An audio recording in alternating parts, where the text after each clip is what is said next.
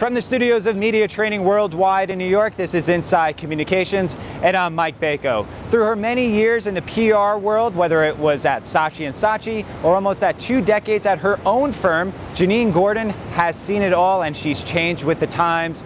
She joins us today on Inside Communications.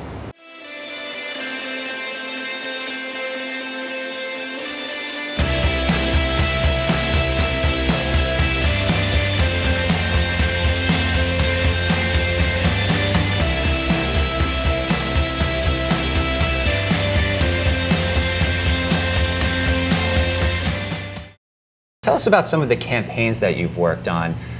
The Wall Street Capitol Grill comes to mind just recently, a very successful campaign. What went into some of the layering of that, and how did that become so successful? Well, that was actually a tough one. We have been, for the past 5 years, the PR agency of record for the Capitol Grill, which means that we help them open about 3 to 6 restaurants a year. They presently have 44 restaurants in 42 markets. In any event, about a year ago, we had to open for them a restaurant down on Wall Street.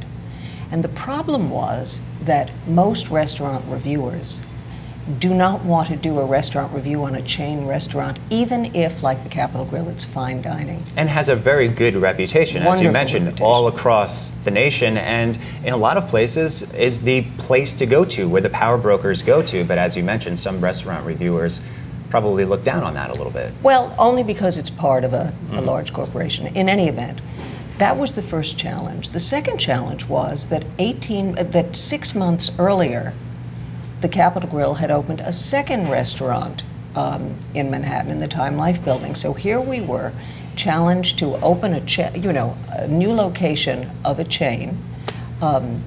The third location, in fact, in Manhattan, because the very first one was opened about 6 years ago at the Chrysler Center.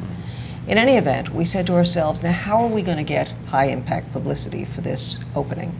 And the client said to us, the publicity has to involve the Wall Street community. You have to think of something to bring in, the movers and shakers on Wall Street, which makes sense because the location at 120 Broadway is literally down the block from the New York Stock Exchange.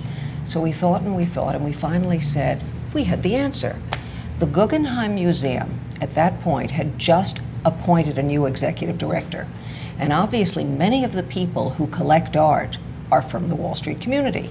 So we approached the brand new executive director, whom we knew through our own contacts, and we said to him that the Capitol Grill was prepared to underwrite all the costs of a luncheon, a fundraising luncheon, to benefit the Guggenheim,